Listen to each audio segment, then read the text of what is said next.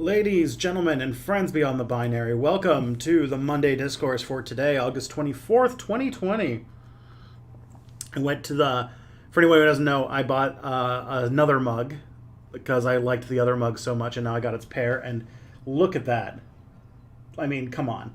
Isn't that beautiful? Skeleton with a top hat and some glasses. Can't be beat.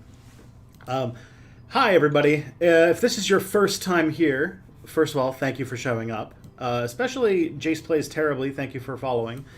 My name is Tristan Johnson. I'm the host of the YouTube channel Step Back History and Tristan Won't Shut Up. And my streaming schedule is what you're watching right now, Monday from 12 to 2, i.e. this is all Eastern Standard Time, which is the Monday Discourse, where we talk about goings-on the internet with my co-host Mia Mulder, who will be joining us very shortly. Then on Tuesday nights, I do a show called Step Back Tonight, which is sort of like an evening show I do.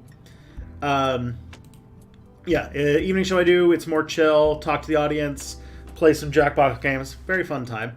And then Fridays, normally on Fridays, I have the Reactor from 2 to 5, which is where people send me content and I react to it.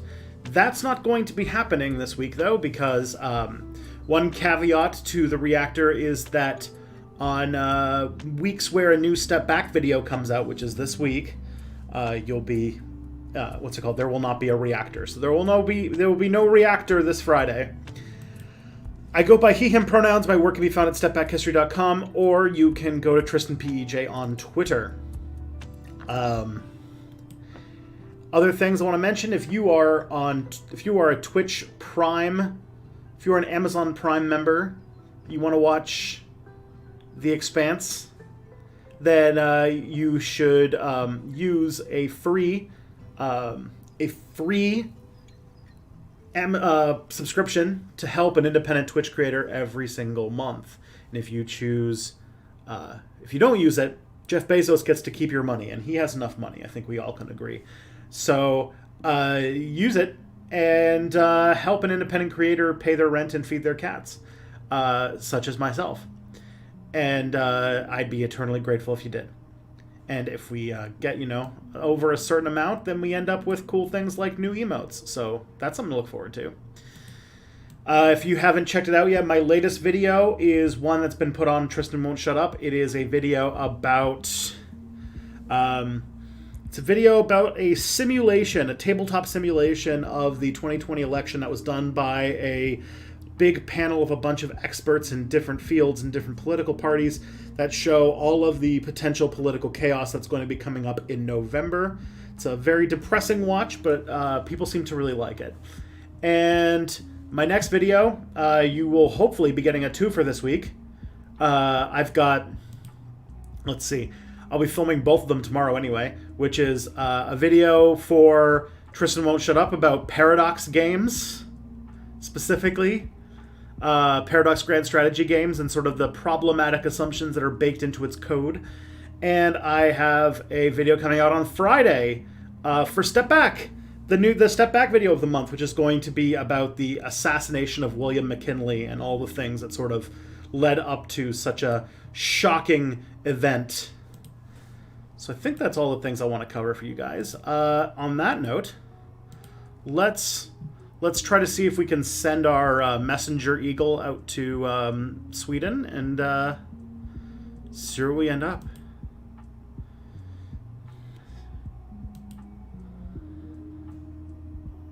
Hello. Hello! You made it. We have made it. PDF has been fully rotated. So, hello. Please tell everybody on the internet who this is. I am Mia Mulder. I am the host of the YouTube channel Mia Mulder, where I do Mia Mulder content. I make YouTube videos with a lefty politics, history, flavor, stuff. Is that good? I hope that's good. Yeah, go to Potato Politics or go to Mia Mulder on YouTube. Oh, yeah. Mia Mulder on YouTube. Just write Mia Mulder into the internet somewhere and she'll turn up. Yeah. Apparently there's another Mia Mulder out there somewhere, which I don't get, so I have to get more clout so I can take up more of the internet. She must be very confused. So I can be the only one. I will say, I have a lot of competition. Tristan Johnson's a much more common name than Mia Mulder. I can imagine. And so I am competing against a Chicago area boxer who has turned into an MMA fighter. Interesting. But at least he's not the host of Step Back History. So Yeah, that would be really, really troublesome if they started a YouTube channel called Step Back History 2. oh no. Let's see. Other than that, what's been the discourse this week? We had the DNC, which produced The DNC happened, yes. the Republican Democratic National Convention. Yeah, which had basically I liked the John Oliver joke from earlier today, which was that it was basically just the RNC from 2008. It's true. I watched that actually like right before the stream started. Yeah. They're making a real big gamble. It was the exact same gamble they made in 2016 through basically since the early 90s, that they'll just win if they just go far enough to the right, that they'll peel off enough conservatives in the center. And so far it's great because we are in obviously Obama's 4th term right now. Yeah. We're doing great. Joe Biden, who is just radiating sexual and charismatic energy.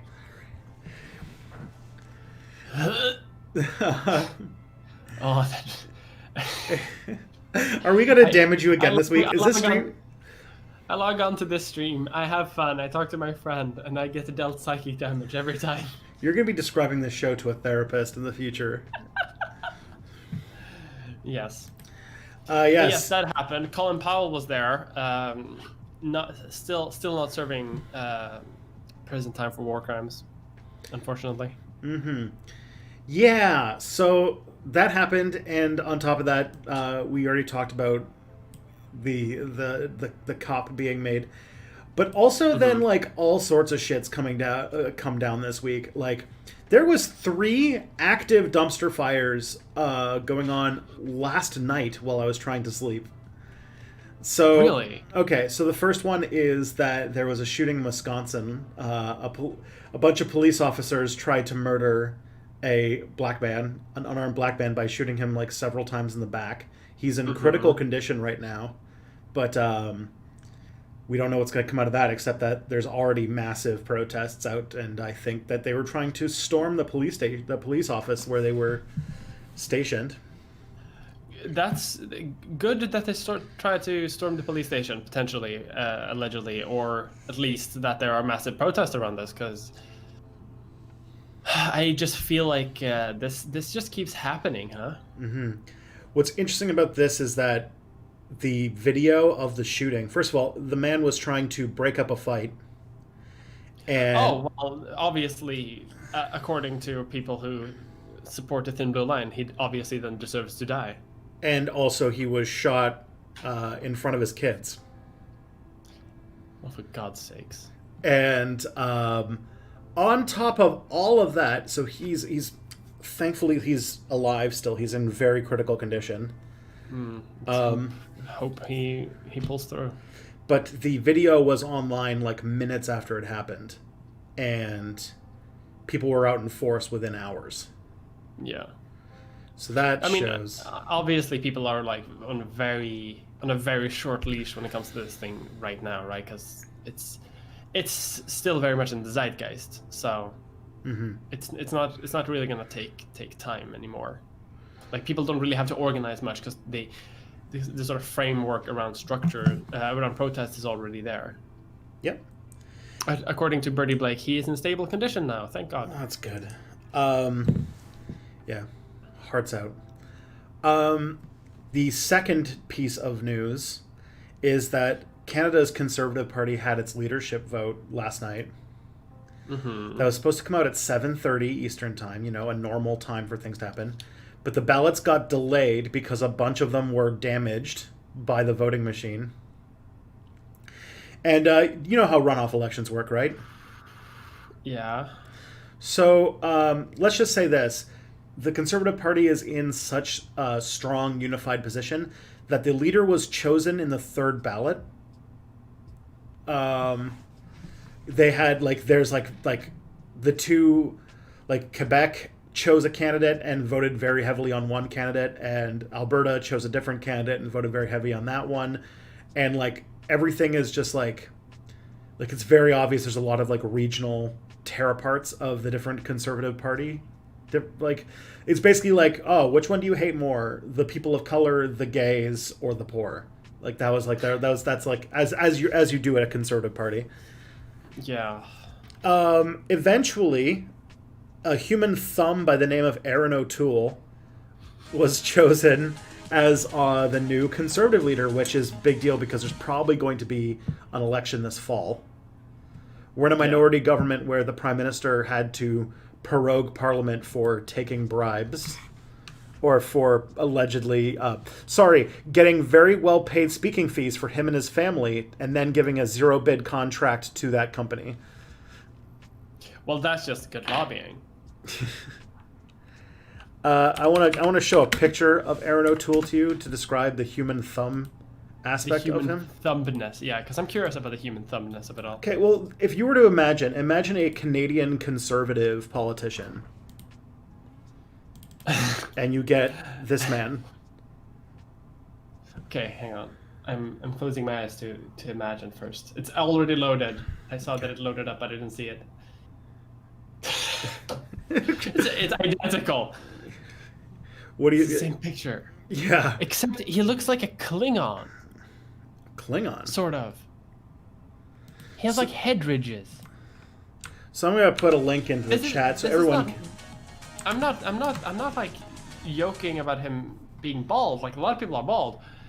He has like ridges in his forehead. He looks like a Klingon. Kind of. So this is so apparently he is actually like. This is actually good news, kind of, because Aaron O'Toole, out of all the other conservatives, was like the most socially progressive, and like there was some other people who were running who were kind of playing with like, hey, what if we started hating gays again and stuff like that?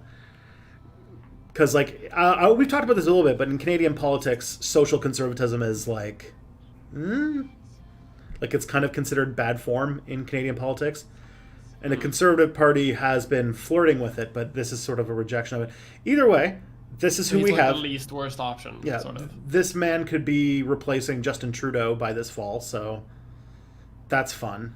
That's good because, of course, the Social Democratic Party has lost tons and tons of support because its leader changed from a man named Thomas Mulcair to a man named Jagmeet Singh, and I'm wondering. What could have possibly changed between that change of leadership?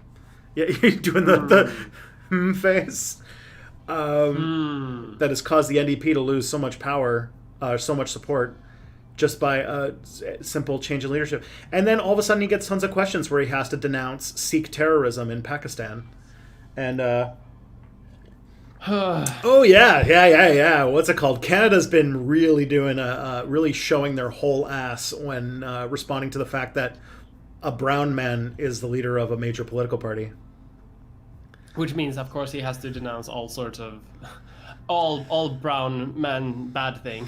Yeah, and Quebec has completely turned. Quebec used to be like an NDP stronghold, and now they're like, nope, we will not vote for the brown man. Canada, what the fuck? Yeah. It's been great. It's been Canadian politics is going in a good and cool direction.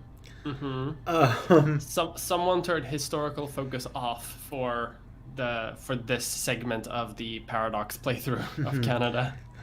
And in the middle of a pandemic that and a major economic depression brought about by the pandemic, switching from a liberal to a conservative party sounds like the right thing to do.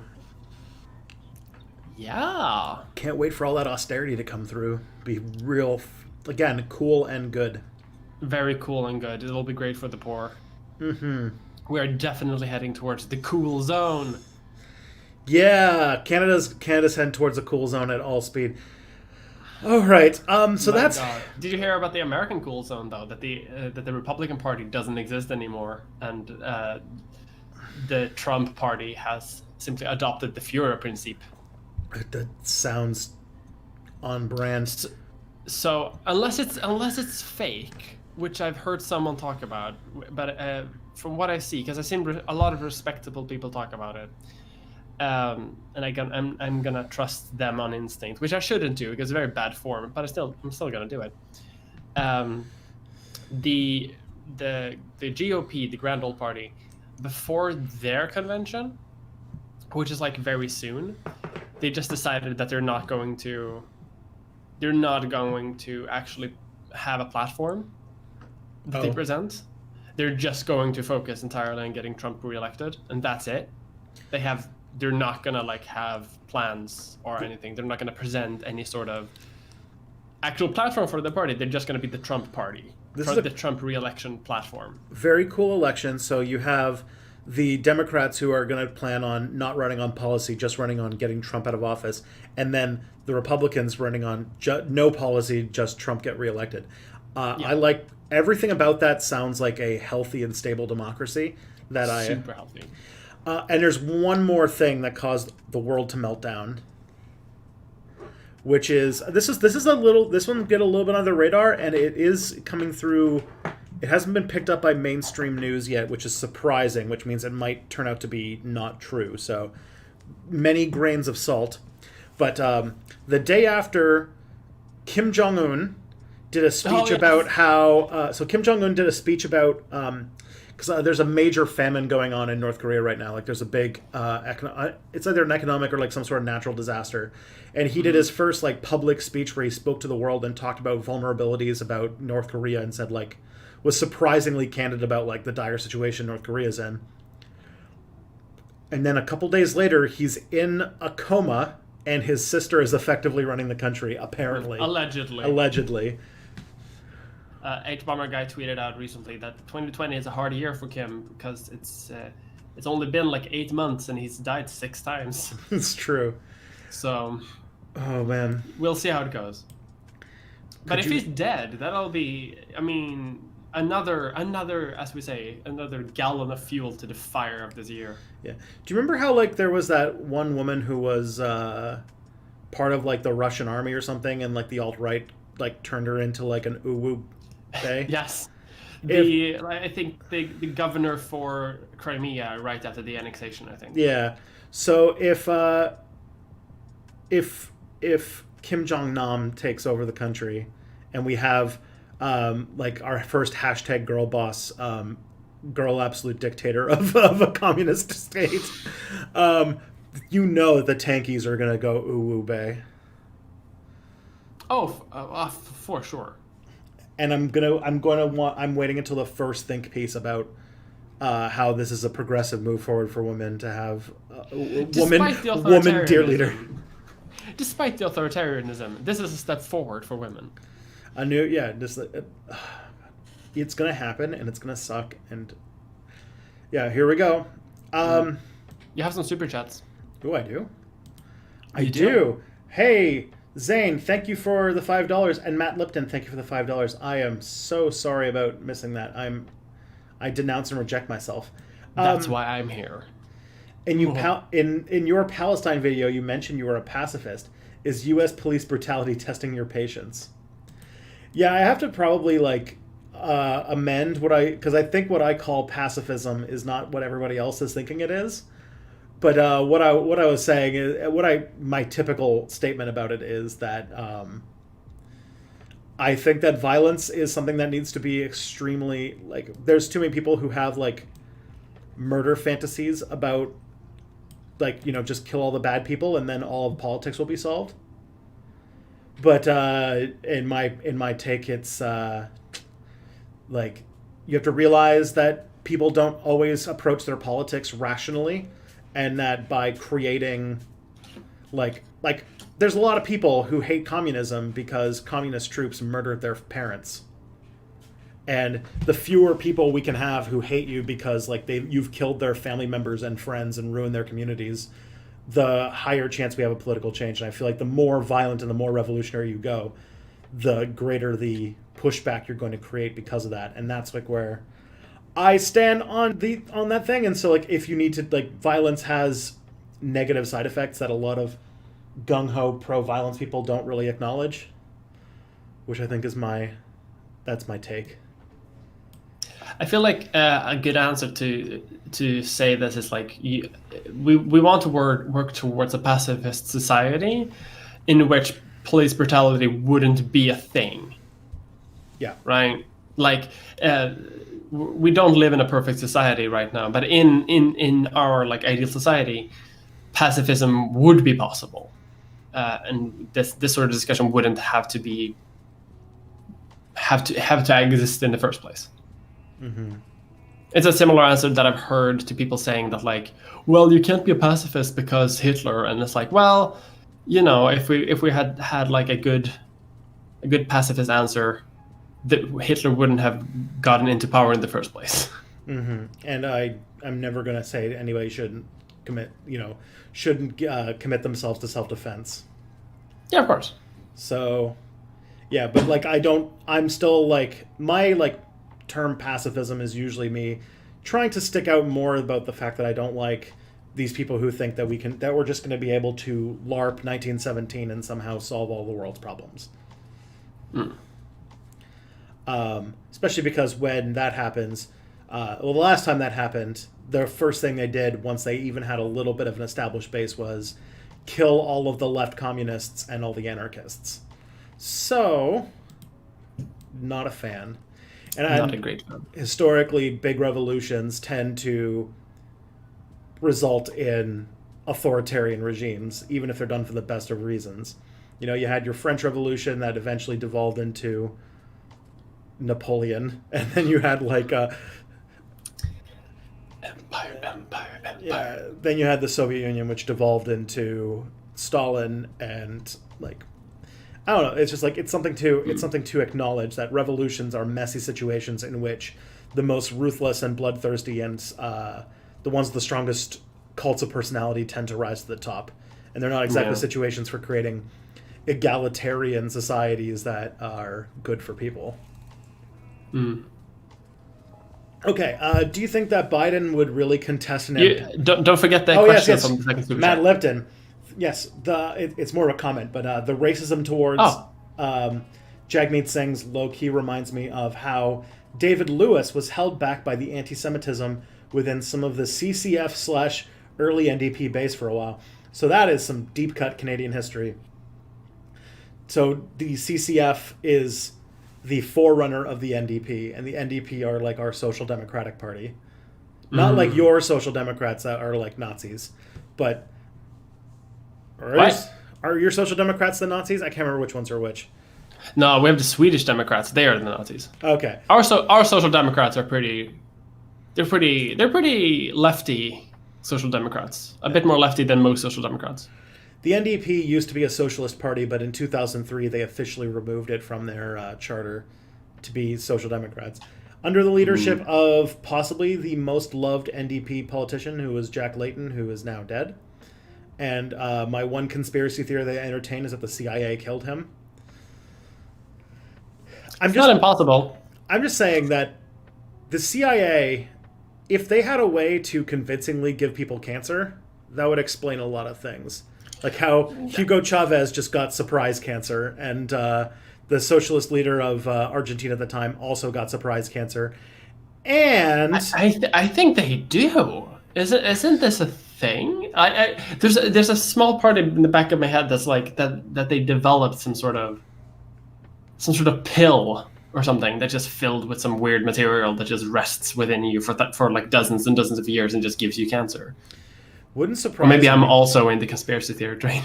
But there was this period in around 2011 where like a whole bunch of left-leaning leaders and prominent politicians in the Americas all got cancer and died, with like Hugo Chavez and Fidel Castro and the leader of Argentina that I'm like missing right now, and Jack Layton, and it like all happened in like 2011-ish, and it was like, ooh, this is conspicuous. I feel like for all of those cases, I would include in the conspiracy theory, except for Fidel Castro, because I feel like if the CIA tried to kill Fidel Castro with a cancer pill, he would somehow cure cancer. Yeah. Just because of that's just how Fidel do. That man will not be killed by the FBI, by the CIA. Yeah, he would rather like kill himself than let the CIA kill him. He is like, I'm like the fact that he lived to like what, like 80 something, 90 something, and he like smoked like 4,000 cigars a day or whatever. Yeah, like drank tons of alcohol. He's like that. He's like that dog that is like 30 years old and is like just like shaggy and fucked up, but like is just like, I'm not going anywhere, bitch. He held out for a real long time.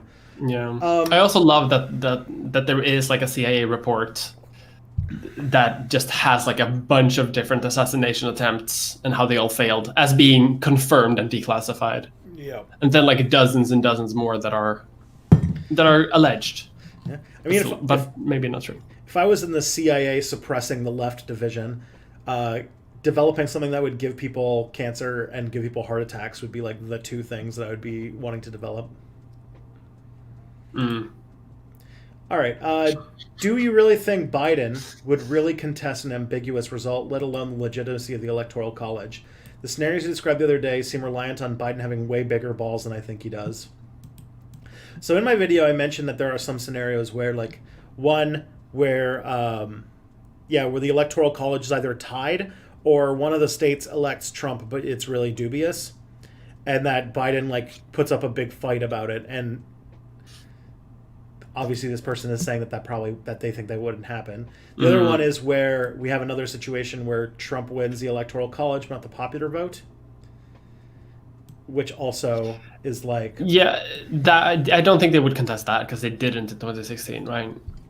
Yeah, I guess like my only thought is that like, 3 times, same president twice in a row, that like this has happened. Like maybe that's a sign that there's like, maybe we've had enough. Like this is like the will of the people being subverted 2 elections in a row is too much.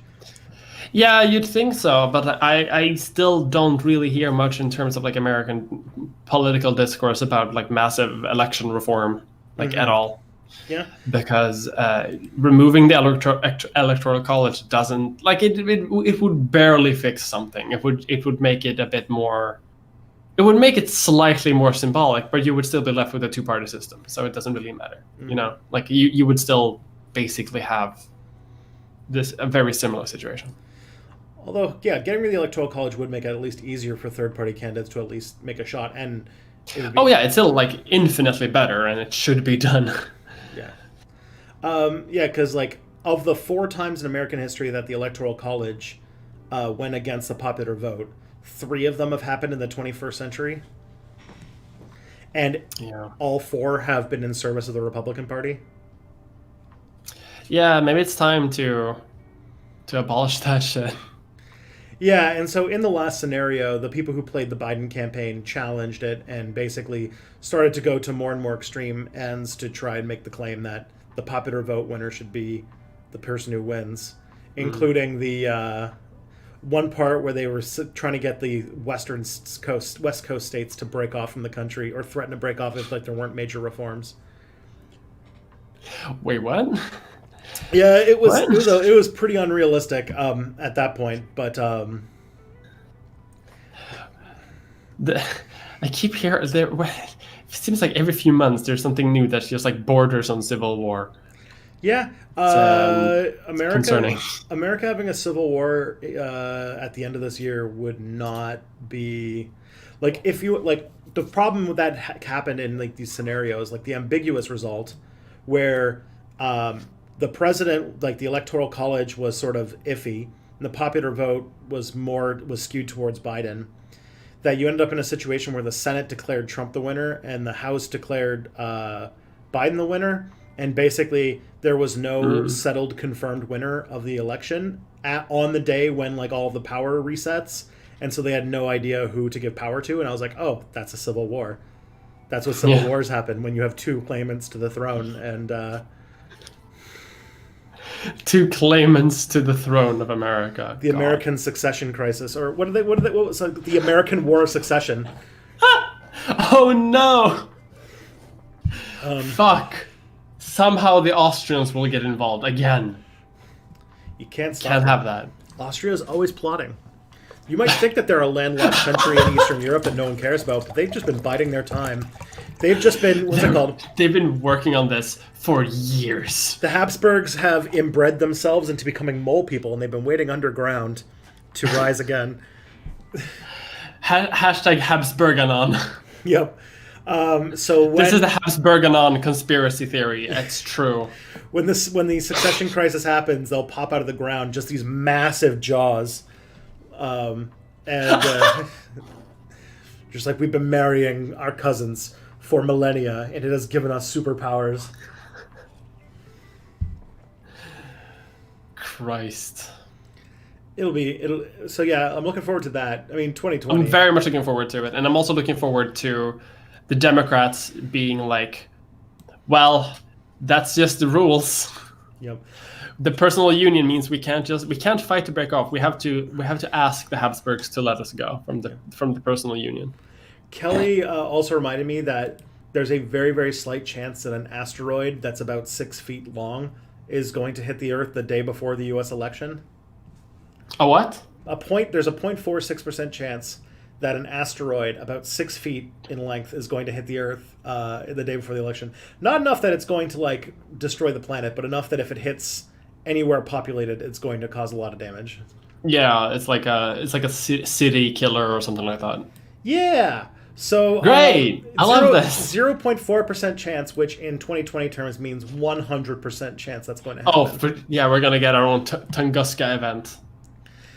Also, we're getting two hurricanes for the first time in recorded history in the Mexican Gulf. Yeah, this year is really throwing everything it has at us. The double hurricane is hitting today, and also California is just on fire.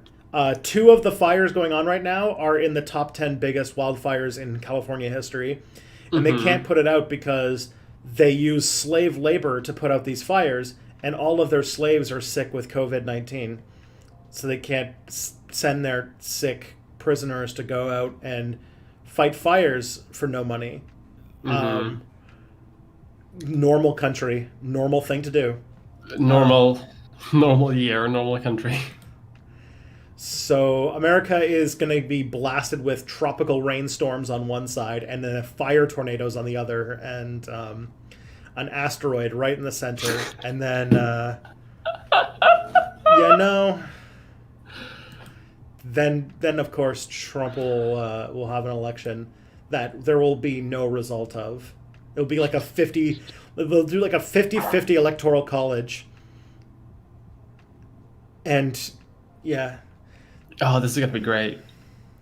What a fun year we're having. We're doing so great. You're doing great, America. You're doing wonderful, sweetie. Someone asked, how about that new CPC leader? Yeah, Aaron O'Toole. Will be really fun to reference Prime Minister O'Toole. There's a lot of jokes that'll definitely be cooked up in that thing. Also want to thank, let me see here, B Swagtastic, Sniffy Jigsaw 007, Revocelot, I'm guessing that's Revolver Ocelot smashed together, 23, and now Prusso Girl. Speaking of some Habsburgian... that's the Hohenzollers. Hohenzollers. I'm just imagining Prusso Girl has pickling hats or whatever those things called. Pickelhaubs? Yeah. Yeah, Pickelhaubs. Yeah, you're like, where's mine? Where's mine? Yeah, I have one somewhere. Should we have free healthcare? Yes. Yeah. Easy question. I have free healthcare. I've been in the hospital twice this year. If I lived in America, I would be ruined. Yeah. That's true. Canada's healthcare system kind of sucks because we still have to pay for medicine, but if I were to go to a doctor, I've had many situations where I'm like, oh, I'm going to go and get like blood taken out or something. And then I'll be sitting there and I'll be like, if this was America, this would have cost me like $1,000. Yeah. I would not have been able to be a YouTuber. That's for sure. What are your thoughts? How much is an IV? Isn't like an IV like $800 per bag or something? It's bananas. Something wild like that. It's bananas. I went to the doctor once because in America because I had a thing in my ear, and all she did was take like a syringe of water and shoot it in my ear, and it cost me $90. Christ. Yeah, that's like America. What are your thoughts on the ethics of studying artifacts that were acquired from unethical sources? Some paleontologists refuse to study amber-preserved animals from Myanmar because the amber mines there use child labor and fund local militias, which also use child labor. Most archaeologists refuse to study ancient Mesopotamia tablets in private collections because there's a good chance they were stolen and sold by Islamic extremist groups. Yeah, like kind of ISIS selling artifacts on the gray market and stuff like that. You shouldn't do it because if you do it, that supports the black market industry that supports bad shit. You shouldn't do it. Yeah, sucks, but you shouldn't do it. But some people take this to mean that also you shouldn't study artifacts that will forever be unethical, because eventually, like if for some reason what's it called? All of the amber preserves are like secured ethically. The amber mines are like also secured. No longer use child labor, and like the industry wouldn't support that anymore. Then those artifacts could then begin to be studied because you could get more of them without supporting the industry. But as long as that's not the case, you don't want the money to go to bad shit continuing happening. Yeah, that's true.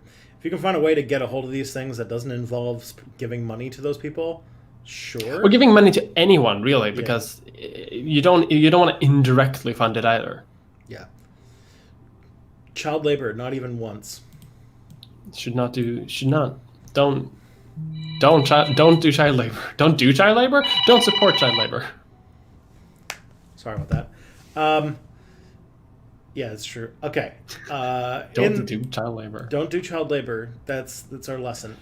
In the past, you said that material interests often determine people's opinions, and persuading is not that effective. Does that imply that humans don't believe in anything at all? It sounds like capitulating to capitalist self-interest instead of faith's, humanity's goods, reason, and goodness. Okay, so this is like the thing about material. So like, is it like capitalist propaganda to ensure that people are going to work in like materialistic or for materialistic reasons rather than like, altruism or something like that? And I would say to that, I mean, you're right to an extent. People do altruistic things. What I would say, what I would speak to is that a lot of those things are. But when I was talking about this, I'm talking in like broad strokes, and that material benefits for people are a thing to. I guess I'm trying to remember what specific time you're referring to me speaking about it, but like something like, hey, how you get people on board with a Medicare for All program if they have private health insurance is that you have to make it universal. You can't like have like means tested healthcare or something like that, because that'll make it fragile. And you have to have it in everybody's interest, like kind of like the argument that like the libs try to make in America is that like we can't use tuition-free university because then Donald Trump's kids get to go to college, and everyone would say no, you have to have it so that it's like means tested, so that if you're poor you can go to university for free, but if you're not, then you have to pay. And what I would say to that is, having a universal program that does send Donald Trump's kids to university for free results in that program being way less fragile, because you make something universal and it benefits everybody's material interests, then it's a much more stable program overall. But I don't think I've never been like the oh, human nature, everybody's selfish type thing. Yeah, it doesn't sound like you. But I do know that it's going to be, especially in a capitalist society, a much more uphill. Like we live in a society that is capitalist, and so we socialize everybody. You, me, everybody is socialized to look out for themselves first and to see life as competition. And until we conquer that hurdle, everything that we try to do to make the world better we're going to have to find some way to incentivize material interests, because if we don't, then we're probably the program, whatever the program is going to be less successful than we would like. If that makes sense. Yeah, that makes sense. All right, my phone is like blowing up, and I'm like, what? And someone called me, and I'm like, oh no. Someone's popular. I can won't- take over the stream for a bit if you want. No, I don't. I think it was just a what's it called, coincidence. But I will say that I did remember now, too late, that there's a very real chance you might have to improv take over for a little bit, just because what's it called? My building is doing its fire alarm tests today, and I might have to duck out for a minute or two if they start blaring the sirens. Yeah, God. I'm sorry. Oh, that reminds me. I can take that to you later, probably. All right. Simply take away rich people's money. That is a good answer. And also, Thought Slime's here. Sweet. Yeah. I'm always looking at the chat like 40 minutes in the past, so I didn't know that.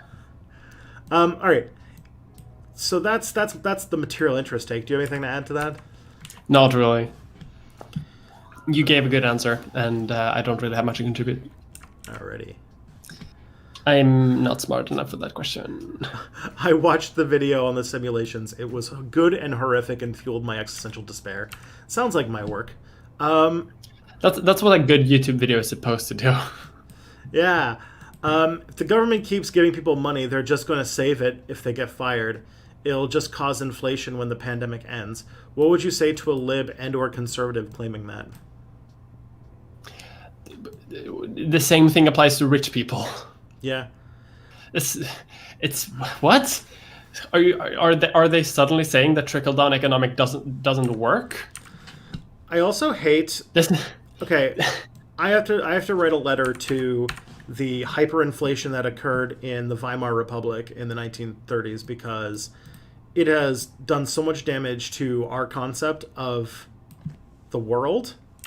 Because inflation can, for people who are in debt, can be good, actually. Yes. Like, think about, like, the thing is that, like, inflation in general is something that we need in a society, for our economy to actually work. Yes. And in periods of hyperinflation, maybe not like hyperinflation where you end up with like wheelbarrows of money, but imagine if America experienced a little bit of hyperinflation right now. If like you were getting paid, if like $200,000 all of a sudden was worthless, imagine what that would say about your student loans. Imagine what that would say about your mortgage. And if that is a problem, guess whose problem it is? The answer is not yours. That means that banks are the ones in trouble, not you. Yeah. And so there is like an aspect that like, yeah, for like the majority of people who are in debt, inflation is generally good. Unless you're a German banker who hates it with all their heart. Yeah, just yeah, I don't really have much to say around that. I just think that like causing inflation when it ends, that's not really how inflation works. Also, if poor people save up their money and then spend it all later, like that's not what causes inflation. If anything, that will kind of reduce inflation a little bit. Inflation would stagnate during the saving and then would just kind of continue, but slower when the spending keeps going. That's not fully how inflation would work. You would need to add in. You would have to just add a more physical volume of cash of currency into the system for that to work, even on a local level. Yeah. So I'm just thinking that people who make that argument around inflation I don't think really understand how inflation works, because one, it's often good. It's most often good, and it's not really how it works either. Yeah. Let's just like, that's from our stonks expert, so it's good. Expert. Yeah, for the record, like for the most part, like hysteria about inflation is almost always ginned up by banks, because banks are the people who suffer the most from inflation. Yes. And because then their investment, which is people's debt, i.e. their misery, their debt peonage goes away, and that's not a thing that they like. No. And the thing is, it's very hard for banks to get around that either, because they've tried, and every time they do, they fuck up the economy even worse than the current system. So it has to work this way. Mm-hmm. Yeah. Yes. Okay. Yes. I see some people are all right. Do you think Bill Barr would be able to stop the election count that the Supreme Court stopped in 2000 was a recount? Stopping an initial count would be a lot more clearly illegal. By the way, that legal podcast is actually good when they're explaining stuff like that. Okay, fine. I had to actually watch. By the way, on the last reactor, we had to actually watch I saw the legal podcast man to his face. Oh my god. And he had I love that he had hardcover fancy versions of all 7 Harry Potters on his shelf. It was beautiful. Of course it is. But what I would say is, yeah, it'll be illegal, but also I don't know if you've seen, but Trump basically does crimes constantly and gets away with it. Yeah. Plus, all he has to do is sow enough doubt that people think that mail-in ballots are sketchy, and as long as he has popular support and the Republicans go along with it, he's done. Yeah. Like, you can just do whatever you want. The problem, I think that one of my favorite things is what's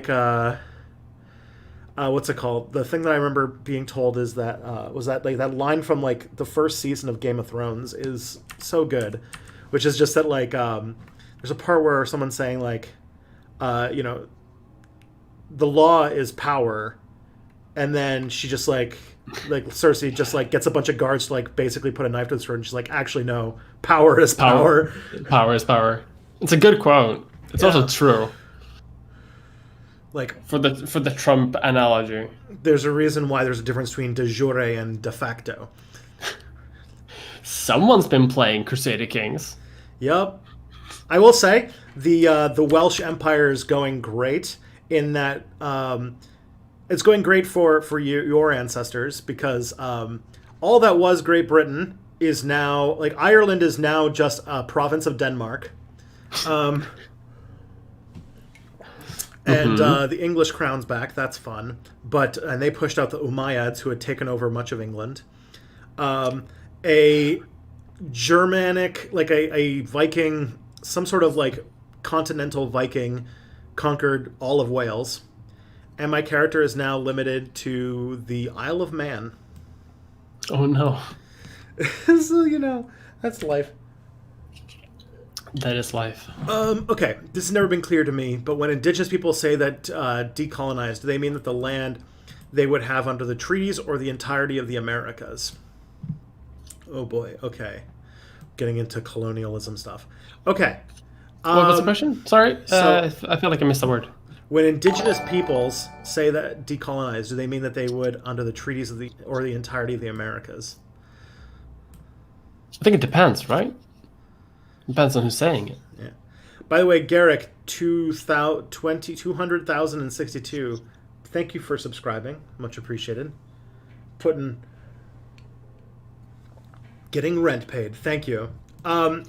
So there's there's this thing in Canada called the Land Back movement, which is this attempt to decolonize Canada by trying to give more autonomy and more power back to the rightful owners of this continent.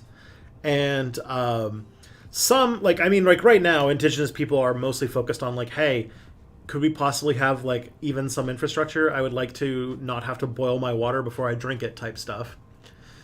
Or just dying, or just getting some payback for the fact that we did a cultural genocide for the last until the mid-90s. So maybe stopping the active genocide and destroying their land would be the first thing to do. But the larger goals of decolonization and land back movements is stuff giving them right of first refusal on any new land being transferred.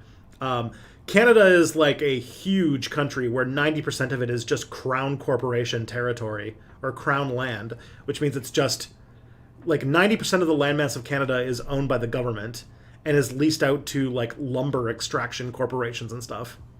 Yeah. You could just take that land. I'm going to do the what's it called? The really old SpongeBob meme. You take the land, you give it to the indigenous people. Like, it's like you could give 90% of the landmass of Canada back to indigenous nations, and it would affect the settlers not at all, because almost all white Canadians live within like or all non-indigenous Canadians, I should say, live within 100 miles of the U.S. border. Mm. So you just call that, you just create what's it called? You just create Canadian Peru, or Canadian Chile, which is just like this thin strip across the bottom. What's that meme about, like super Chile or whatever? Oh, Long Chile? Long Chile. Yeah. It just stretches all the way up to Alaska? Yeah. Yeah. So just do that.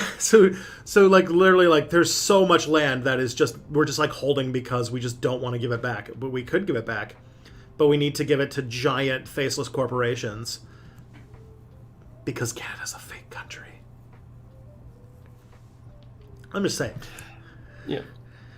And in America, I feel like with a lot of these, like, also question when it comes to like decolonization, like, I feel like decolonization has like a myriad of different terms and meanings, like depending on who you ask and like where you ask it to. Because I feel like American, like the U.S. and Canadian versions of decolonization would be like radically different, just because of like a different type of history with the indigenous population. Mm-hmm. Whereas even within Europe, there are like talks of various amounts of decolonization, but I also think that they would also have to be like radically different. Yeah, like having a strong Truth and Reconciliation Commission between us, about our colonization, and trying to find ways to integrate like indigenous stewardship into the way that we run things. Like, people have floated ideas like, what if we had a branch of the government that was sort of like the indigenous governments, where they like had their say over what things happen, and they could block legislation and stuff like that. Or if, like, say, yeah, like we gave them enough land that they could actually become like, indigenous, like, free countries. Or just like I said, something even small as like right of first refusal, where if you are going to sell land, you have to give the indigenous nation the right to buy it first. Yeah. All those are like good ideas that we should investigate. All right, the next question is a D&D question. What do you think of a Kenku bard where he plays a trumpet, but since he has a beak, he can't really play it? So instead, he puts his trumpet up to his beak and makes trumpet noises. What are your thoughts? So do you know what Kenkus are? No. They are... I'm guessing some sort of bird humanoid. Yeah, they're crow people who were cursed by some god so that they have no imagination anymore. So they actually can't speak. They can't form their own sentences, but they can perfectly imitate any sound they've heard. So, like, their thing is that, like, this person can't play a trumpet, but just, like, makes the sound of a trumpet while putting a trumpet up to its face. Which is... That's awesome. Very cute, very wholesome. I like that. All right. Remember several years ago when everyone was claiming Belarus was the last dictatorship in Europe? Why exactly didn't Azerbaijan count? Fairly often... Yeah, people don't really say Azerbaijan is part of Europe. Yeah. Mostly. I mean, it really depends on who you ask. Mm-hmm. That's a very generous definition of Europe. And I don't know, like, is Azerbaijan a dictatorship? I'm not sure. Also, somebody said, "Hi, Mia, you're so pretty." Thank you. What should we say to the... Sorry, I'm looking up Azerbaijan on my map, just to see that it is where I think it is. Oh, it is! It is actually. Look at that. Well, I mean, I guess that's like on the border of Europe, I suppose. Like, where do you draw the... Like, what mountain range or like what specific river do you draw the border of Europe? Mm-hmm. Like, is Georgia part of Europe? I don't know. You're getting they play in Eurovision. So does Australia. So does And Israel. Australia is not part of Europe. So does Israel. Israel hosted Eurovision one time, and they're definitely not in Europe. Yeah. It's I think it has. I think the answer has to do with where people draw the lines of what Europe is, and most white people like to draw the borders of Europe as to where Muslims aren't, despite the fact that Albania and Bulgaria and I found out that Albania has a higher percentage of Muslims as a population than Morocco, as an example. Yeah. Yeah, the Balkans have a rich and colored history of a large Muslim population. Yeah. As does most of Europe, actually. Turns out. Yeah, I'm going to talk about it in my video coming up, because I basically talk about how Crusader Kings 2 has some issues because it depicts religions as fundamentally at odds with each other, and it has fed into a narrative that Christianity and Islam are fundamentally at odds, which good chunks of the history of the Middle East and of Andalusia and stuff show that that been times where that was not the case. Yeah. Where Muslims and vibe. Christians just lived. They just vibed. They just vibed and build cool churches. What would you say to libs who claim Bernie lost the primary fair and square? I would say that they're correct, right? I mean, technically. I mean, it's shady, but it's legit. It's legit, but I would also point out that there's some interesting stuff that you could bring up, like why is it, if it was legit, why were all of the university students in so many state primaries forced to have the fact that UCLA had a single polling location on the campus where you had people waiting in line for 8 to 15 hours to vote, where people had to make charities out of from scratch that were just about getting pizza out to people waiting in lines because there were just such massive lines. They cut tons and tons of polling locations in the poorest areas and in the areas with university students and stuff. Then on top of that, there's shit to do with where would I even go after that? There's this stuff to do with the media presentation, the very skewed media presentation. There's a lot of things to think that hey, there was way more things that made it an unfair fight. Yeah. And Bernie, the Bernie erase, the Where's Bernie thing. People don't remember that in the early, until he was basically unignorable because of election results, that the media just didn't cover him, and there'd be these weird lists where they were putting people on a list of the candidates that had 1% of the popular vote or 1% of supports in the polls, and Bernie wasn't on the list, and it was just this weird stuff. It's also, I mean, there's definitely, and there's a lot of situations where there's where there's smoke, there's fire type situations. If you look at that New York Times poll that showed who supports candidates based on number of donations, that basically Bernie Sanders just dominated the entire map, but then lost all these lost some primaries, but then also there's sketchiness in Iowa, but then also one thing that's used to sort of gauge the healthiness of an election is discrepancies between exit polls and actual counts. And man, exit polls versus actual counts of a lot of primaries skewed super heavy towards Biden and really hurt Sanders. Also interesting to mention that in the big one that basically killed the Sanders campaign, South Carolina, was the least democratic primary at all times. There was no early voting. It was only on-day voting. There was no same-day registration, so you had to be a registered Democrat months before. All of those things are the South Carolina Democratic Party did some fucking work to make sure that Bernie didn't win. There's a lot. There was a lot there. And then you could also call and question all the stuff that Obama pulled to make the second and third place people in the delegate count drop out to support the person in fifth place.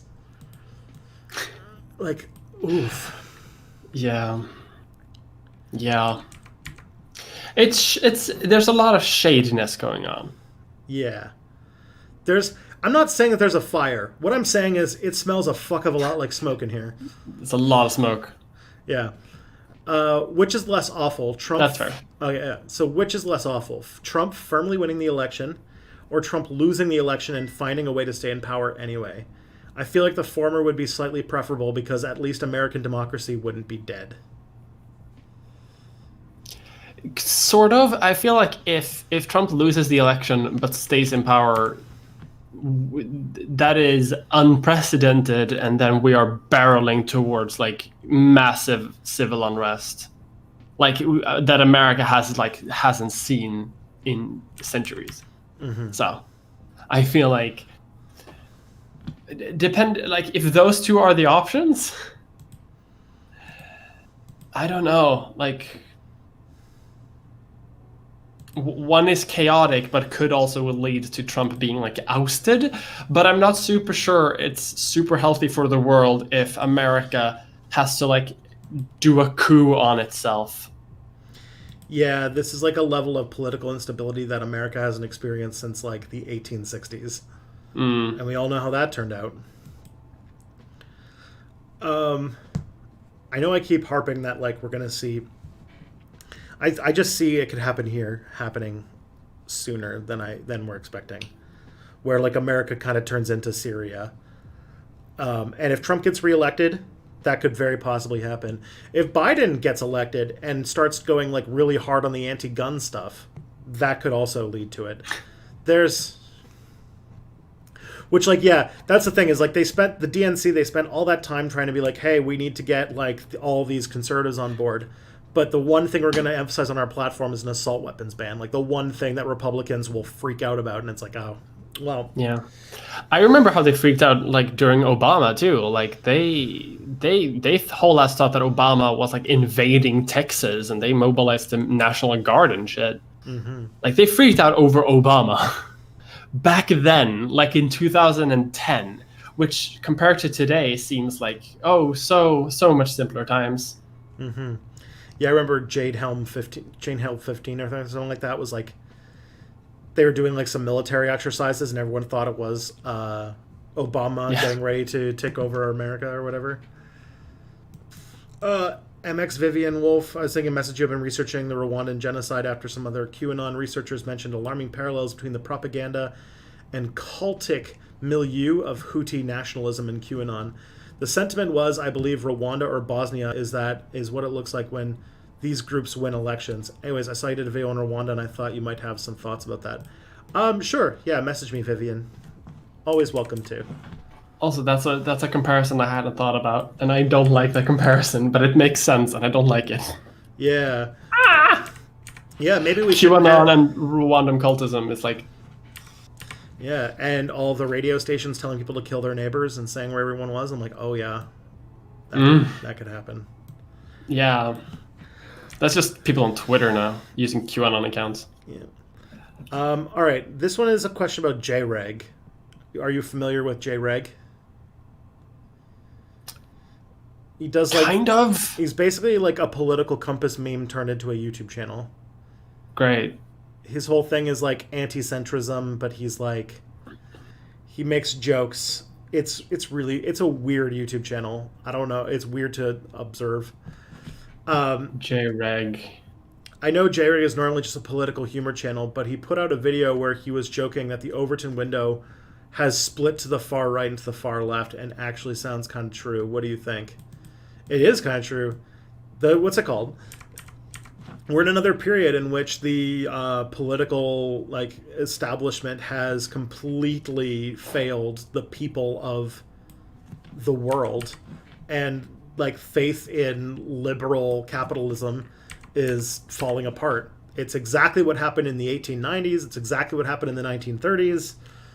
It's just another stage. This is the things capitalism goes through before we enter into pockets of cool zone.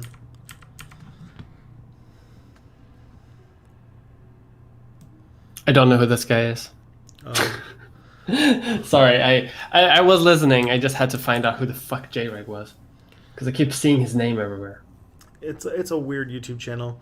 It's a YouTube channel that tries to do both sidesism political humor, but frames itself as being anti-centrist. So it usually makes fun of the far right and the far left, saying they're basically the same.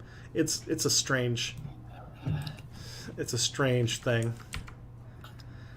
and it's very much like Zoomer humor. So it's like, you know, Oh, uh, cool. I'm too old for that shit. I don't understand that. so it's trying to do jokes that are like, like making like he makes like jokes that are like the jokes that Nazis make about anarchists, and then also will make the joke that anarchists make about Nazis, and it's like, this is a weird situation to be in. And so he has like his fan base is like almost exclusively made up of shit posters from the far left and far right.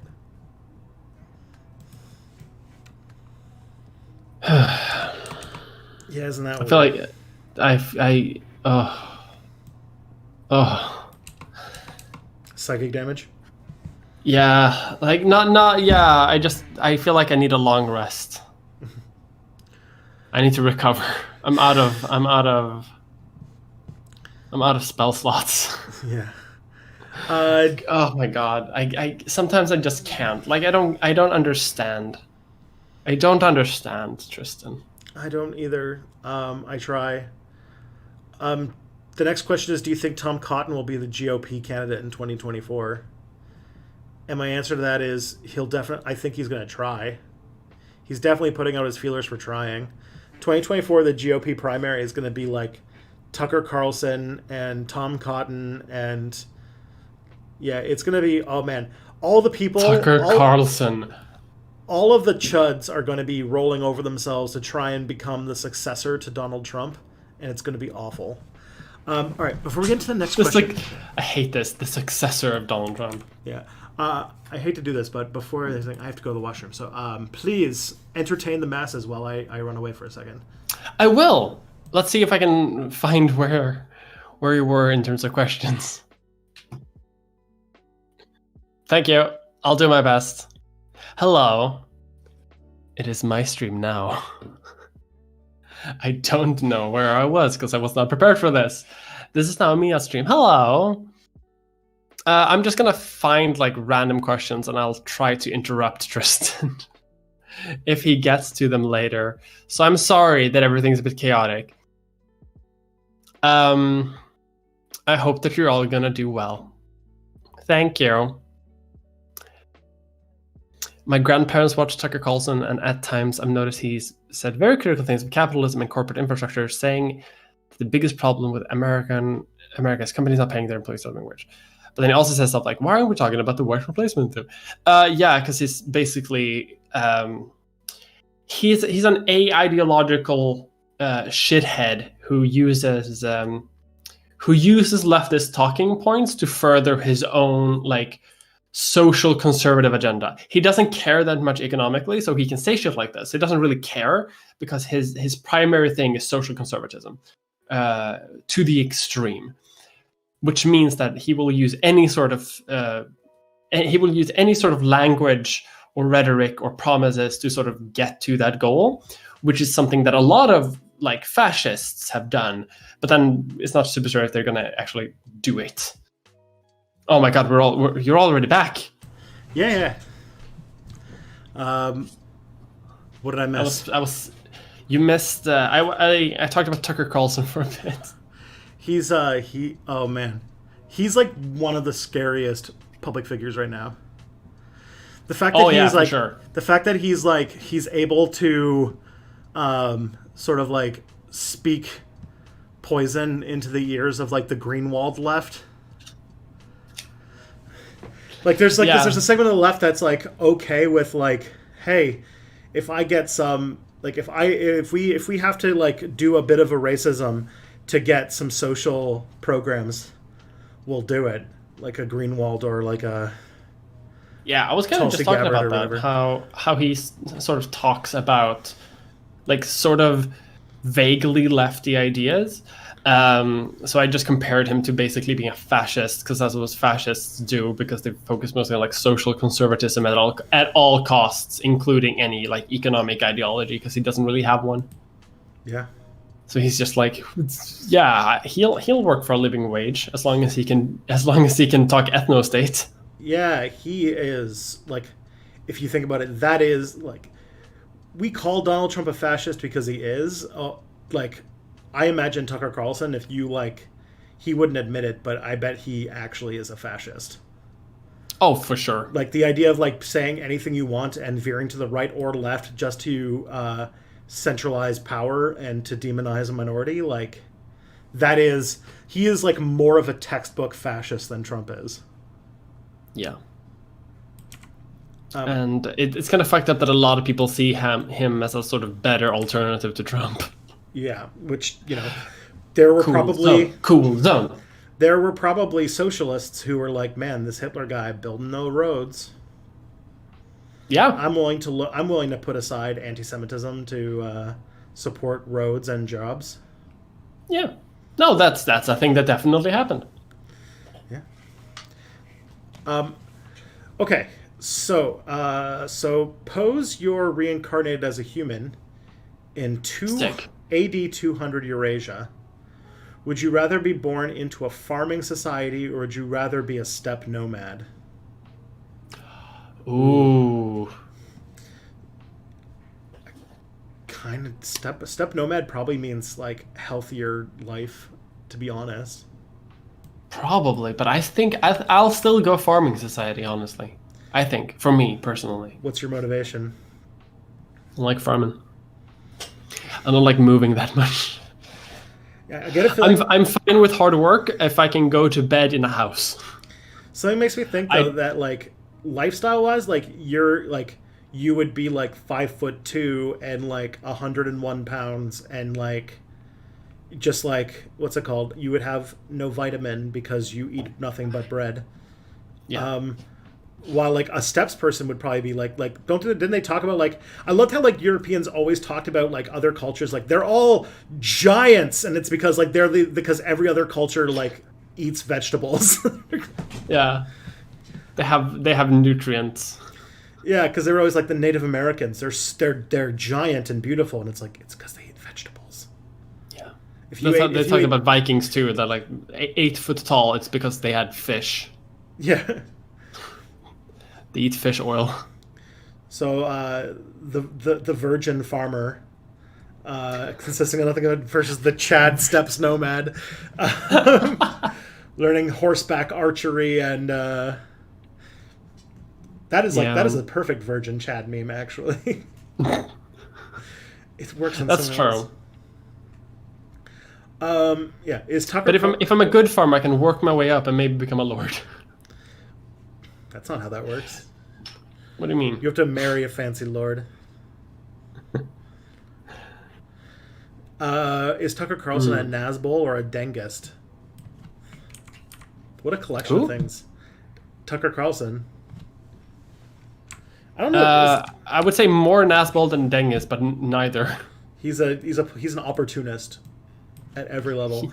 If you really think about it, fascism is like, in one way, like for the politicians themselves, very often it's just like their job is just, their ideology is say whatever you need to get yourself more power. They're just it's just anti-democrat is basically what. I'm so happy that I feel like there's been a lot of discussions this way the last like few weeks, and I'm very happy about it because this is exactly what my next video is about. Sweet. You're going to hit the discourse right when it's peaking. I hope so. That's the secret, isn't it? So you're going to your videos about Tucker Carlson then, obviously? Well, I'm going to talk about ideology generally, not necessarily Tucker Carlson. Maybe I should. I should probably mention Tucker Carlson so you just get in the algorithm. What Tucker Carlson doesn't understand ideology. That's the thing, is like that's all the videos that you need to make to be instantly successful. I think you were talking about this on Twitter about how this kind of sucks. That all you have to do is take right-wing grifter and say that they don't understand something and make a video, and it'll get 2,000 times more views than if you had just done a video about an interesting topic. Yeah. Which is kind of why I refuse to do that shit. Because I refuse to bend the knee to the algorithm. I did that once and I got harassed for like a month. And I never do it again. Mm-hmm.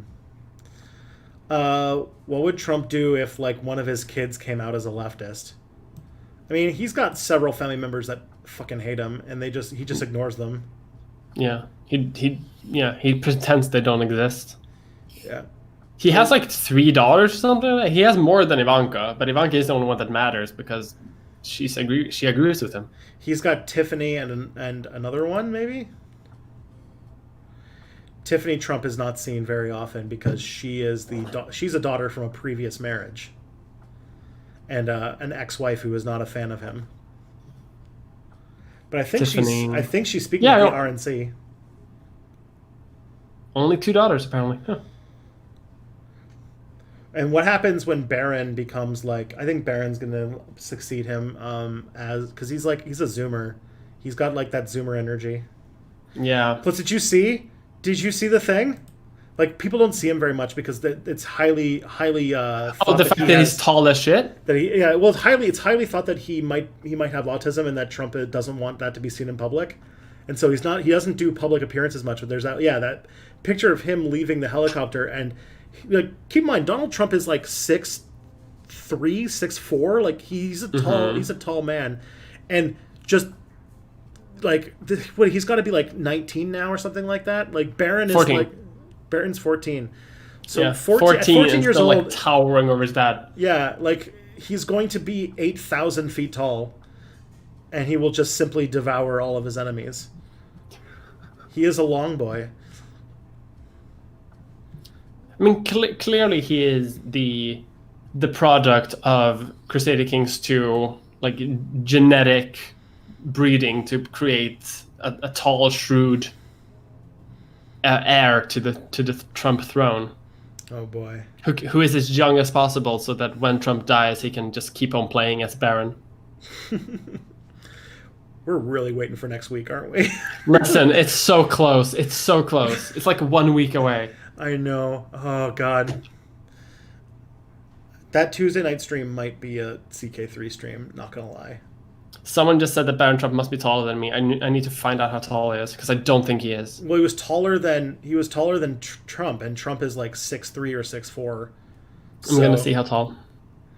Like, Baron looked like he could almost be like 6'7" or something like that. Like, absolutely bananas height. The Crown Prince. The Crown Prince. The Dauphin. Why is no one actually saying how tall he is? Because, like I need an exact figure. They don't let him out in public very much. I think I'm taller because he it looks like he's somewhere around 6'1" or 6'2".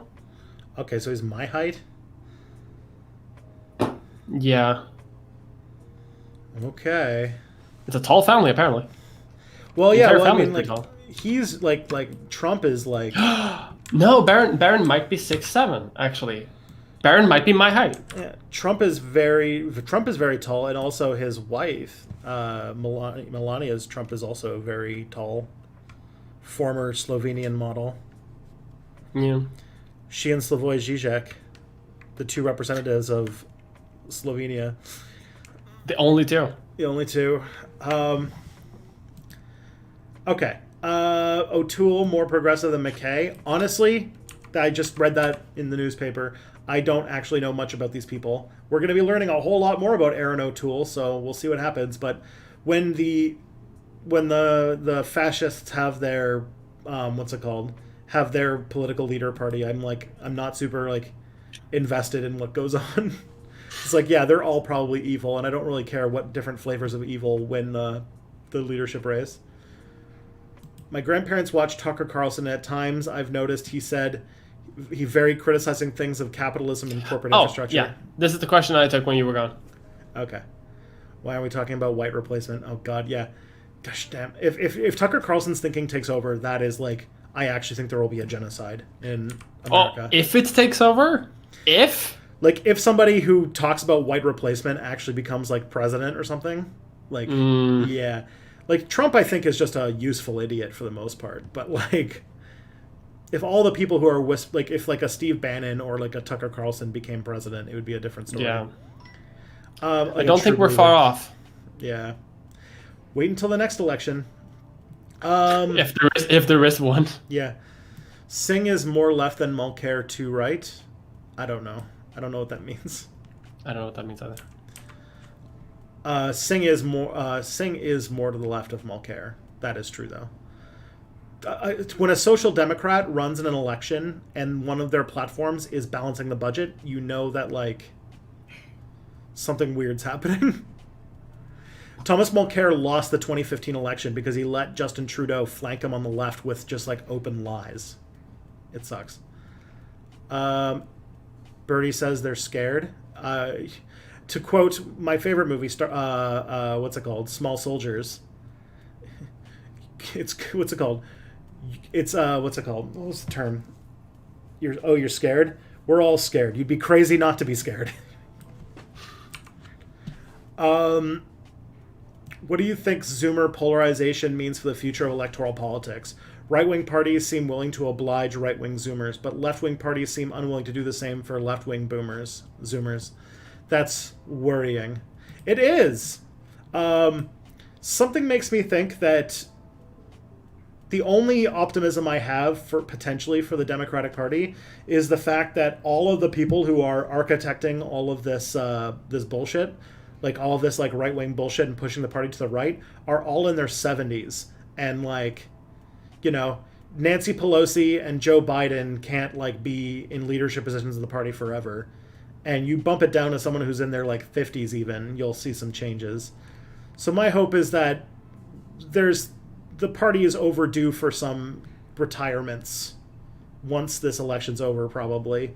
And once that happens, I think that there's really the only direction to go. The only if this election turns out like if Biden loses the election right now, which like I'm not saying that's going to happen, but it's more likely than it was a week ago,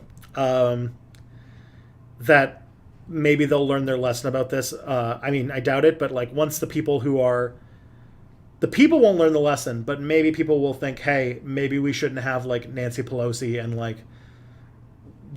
Debbie Wasserman Schultz and like, you know, Joe Biden at the top of the party dictating terms. If Biden loses the election, the only one who are going to get blamed are Bernie Bros somehow. I promise you. I mean, yeah. I'm so pessimistic about this. Like, I don't think the Democratic leadership will ever learn their lesson about this. They're just gonna hammer down hard and be like, no, we have to be even more centrists somehow. Yeah. I don't think they're gonna learn their lesson, but I do think that there's gonna be at some point a changing of the guard at the leadership level. Because right now the same people are more or less in charge that were in the 90s. And once that kind of like, once the boomers are so old that they can no longer have their grips over politics, things might change. Because they keep dying now. Like the elder statesmen of the Democratic Party keep just fucking dying. Elder statesmen. Yeah. How do you trim your beard? It looks really good. Well, thank you. The answer is when it gets too long, I just run a thing over it and I make it too short. But for the most part, I don't do anything fancy. I just have like a little electric buzzer that I use like maybe once a month or so. I don't do anything fancy, just so you all know. Which ancient city would you like to see if you went back in time? Ooh. So what? What? Which ancient city would you like to see if you went back in time?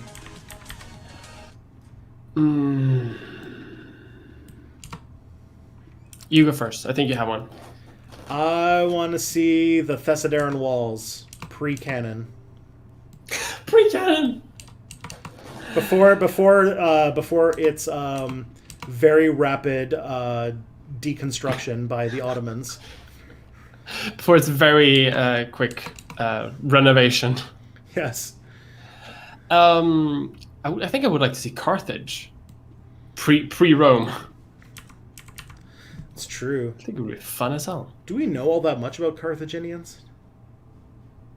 Not a ton. Like how they lived and... I think we know a bit, but I don't know, like, I don't think it's like a ton, you know? Yeah. Definitely not as much as Rome, because we don't have, like, generations of scholars obsessed with, like, one country that was obsessed with not being horny. Or being way too horny. Those are the only two modes they had. It's only two modes that exist? Yeah. That's true for This is for Twitter as well. Yeah. Oh, yeah. Ben Shapiro. Do you see Ben Shapiro's like follow up to all the jokes about him and wet ass pussy? No. He said these jokes are asinine, and like my wife and I think that there are things that are more important in a marriage than sexual satisfaction. Is that true? Did he yeah. actually say that? Yeah. Like, did he actually say that? I mean, he tweeted it. Christ. Because I saw that and I thought it had to be fake. It had to be. I mean, maybe I'll learn that it's fake in a second, but goddamn. Okay, which Bolshevik purged by Stalin are you? I don't know any actually. I don't know much about early Soviet history, I'll be honest. I don't know. The next question is like, has there ever been a female communist dictator? And I don't think so. Dictator. I'm not sure. I think there have been like a lot of communist like women in like very powerful positions of power. Mm-hmm. But I'm not sure like whole as dictator title. I'm not so sure. I don't think so. Thoughtslime just said that we're Trotsky because we're CIA-funded Trotskyists. This is true. We don't read the Chinese state media, so we are funded by the CIA. Therefore, yeah. Also, Sir Jar Jar asks, "How tall am I?" I'm 6'7". I'm 2 meters tall. You are TOL. I am tall. If we were living under fully automated communism, do you think people would be having more kids or less kids? Less kids. Depends. I think that people in more developing parts of the world would be having less kids, and people in the developed world would probably be a few. Like there are probably more kids. I think there's like some issue. Like a lot of negative population growth has to do with the investment in having kids. Like if you have a kid, like notice how rich people have tons of kids. It's true. And I think that if we lived in a world where we didn't really have to worry about like if we had a kid about making sure they lived all right and they went to school and everything was taken care of, I think there'd actually be more people having kids. Not like a huge amount, but I think people are having in general in like Western world less kids than they would want because of the realities of reality. That makes sense. You are correct. What's more likely, Korean unification or North Korea liberalizing like China did after Mao died? I would say liberalizing. I think that's much more likely. I don't see, because the paths the two Koreas have taken have been like so far apart. So unless one of the Koreas like drastically changes its government form and demands to unify with the other, I don't think we're going to see much happening soon. This is not comparable to like East and West Germany anymore. Yeah, It's far too different at this point. Yeah, I would say that you're onto that. I think that there's like the factor that China has like North Korea is a powerful client state of China, and China won't just like and South Korea is a powerful client state of the United States, and that if say like if North Korea had a military coup and like that military wanted to join South Korea, the U.S. would probably be on board for it, and it might that could be a situation that would happen, but the Chinese would probably do a lot to try and stop it. So my guess is that that if there's an end to the sort of line of Kims, that it would probably end up being like military coup followed by like kind of like Chinese style capitalist like opening up of the economy and stuff like that. I see that as more likely than reunification. The only situation I see where reunification happens is if there's some sort of like actual like revolt in North Korea that wins, which like given the situation they're in, like it's not impossible.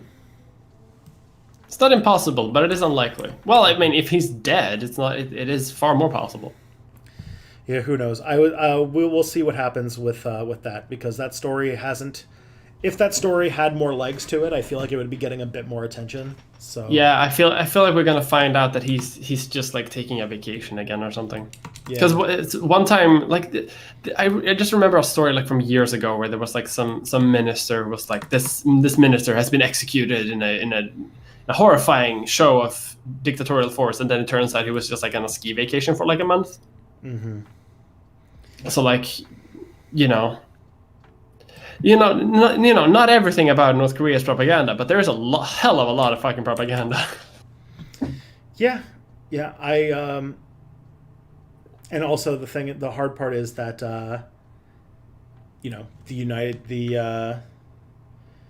like North Korea is a very insular country, and it's very hard to get a strong idea of what's going on inside of it. And so oftentimes, like, our intelligence sources are not the best, and so sometimes like there's obviously shit happening in the country that we only find out through like satellite imagery and stuff like that. Like it's a very closed off country. All right, I was walking my dog at the time, might have misheard, but last stream, did you say that the depression stopped some popular left wing movements? I thought economic downturns did the opposite of that. I was speaking in the context of the organized left.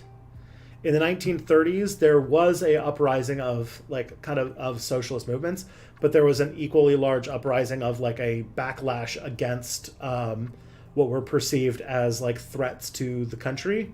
So while there were more socialists, while people were turning to socialism or in terms of their desperation, there was a targeted crackdown on the organized left. That by like World War II, I would say that the organized left in America was more or less killed before the Depression. It was the Palmer raids and like the anti-socialist Red Scare of like the 19-teens that really hurt the left in America. But the 1930s, I think, I'm trying to remember what I was talking about. There was a like moral panic about like a bunch of different things, like anti-socialism, stuff like that resulted in a lot of gay people suffering, most of all. Like there was a sort of American society was like okay with like looking the other way towards like gay communities because they didn't draw too much attention to themselves, and they bribed police officers, and they just lived, and a lot of people didn't care that much. But then a moral panic in the 30s sort of led to more crackdowns, and that happened again in the 50s. Hopefully that makes sense. Maybe I misspoke, but I don't know much about this subject, so I'm glad that you covered it. But 1930s America, there wasn't much of an organized left. It sort of hit its peak in the 1918 election and never really recovered that much. Or not 1918, 1912 election. Okay. I don't know shit about this. America, this period is not my forte at all. Yeah. There's a lot of... like, in America, America's biggest problem through all of its history, or at least through all of its 20th century history, is that the state did a very, very good job at thoroughly suppressing organized left-wing movements. And so what happens is that class consciousness is like actively suppressed, and every other movement that would be a class movement gets wrapped into these like individualistic liberal movements. So like the civil rights movement, which should have been a class, like, you know, people should have acknowledged that like the exploitation of black people is a class issue, that it got turned into a like liberal, just asking the government politely for more rights, please, movement. Which is, as we know, exactly what Martin Luther King wanted, asking very politely and never at once ever being even the slightest upset about economic injustice. Mm-hmm. And so it happens a lot in America because the American left, what would have become an American Labor Party, which would have probably been the Populist Party or the Popular Party or whatever you want to call it, was more or less just pounded out of existence. like a lot of prominent left-wing thinkers were just deported in 1919 because they were Jewish, and by that I mean they were anarchists or socialists or whatever they didn't like. Yeah. All right. What is your threshold for self-defense violence? Like, how far can someone go in terms of self-defense? To stop themselves from getting hurt and killed, and people in their community from getting hurt and killed. Like, Antifa is cool and good, and I have no problem with what they're doing or their tactics. Antifa. Because they are protecting communities against fascist violence. Mm-hmm. With their Antifa super soldiers. Yeah. Just, if we were to, like, if Antifa super soldiers protecting marginalized communities from fascist violence is good. Theoretically, Canadian Bolsheviks dragging Justin Trudeau and his family in the middle of the night out and shooting them in the back of the head in order to put in the People's Republic of Canada, maybe not something I'm on board with. Maybe a bit much. Yeah. Should we feel bad for people Bannon and other Build the Wall founders ripped off? I mean, yeah, they were robbed, but they're also the kind of humans who want to spend their own money to get the border wall built. Yeah. I mean, if you're donating to a cause that's like futile anyway, does it really matter where it goes?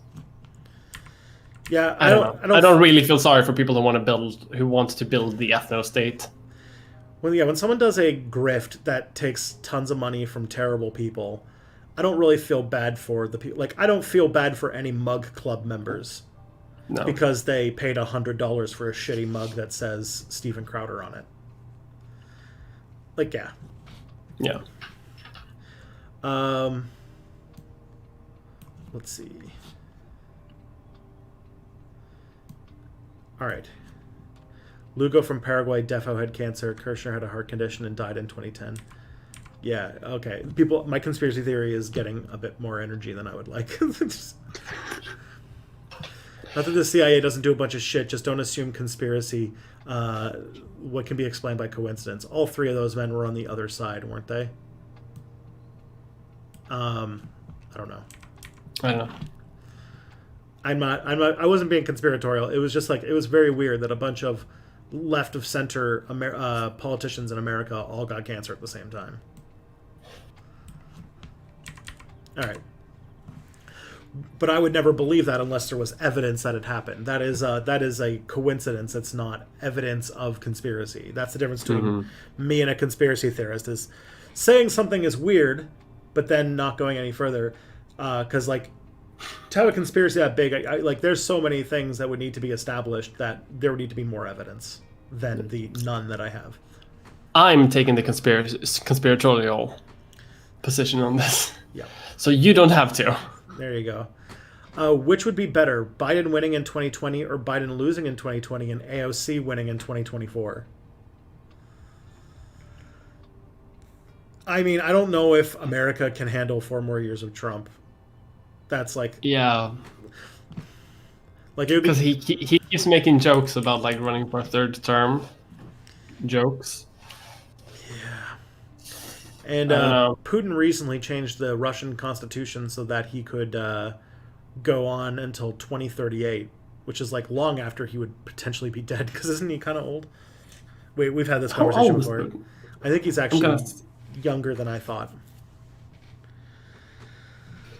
He's 67 years old? Jesus Christ.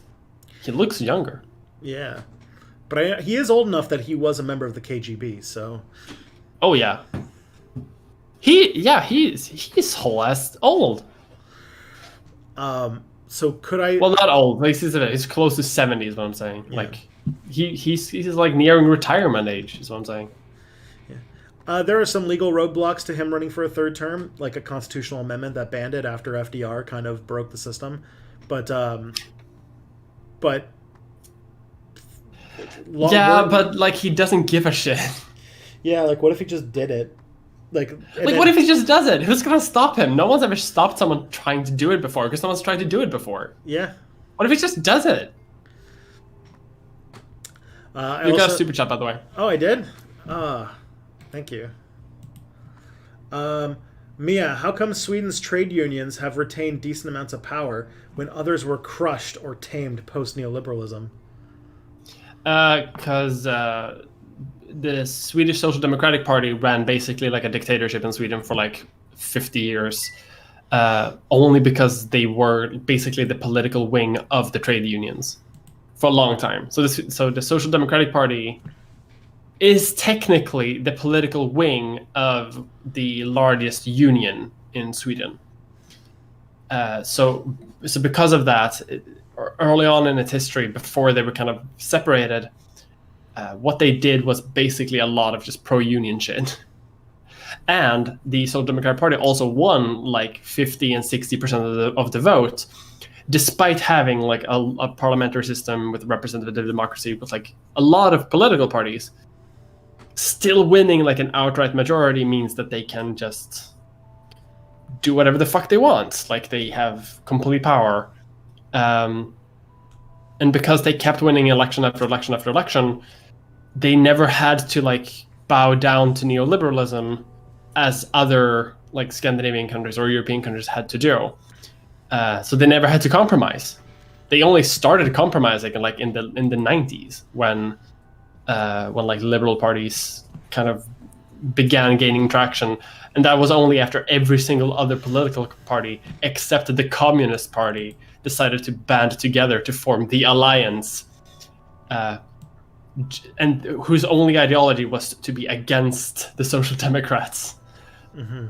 So that united like conservatives, social liberals, economic liberals, but also economic conservatives, and like every kind of political party was lumped into the alliance to do their best to stop this behemoth that had run Sweden like basically forever.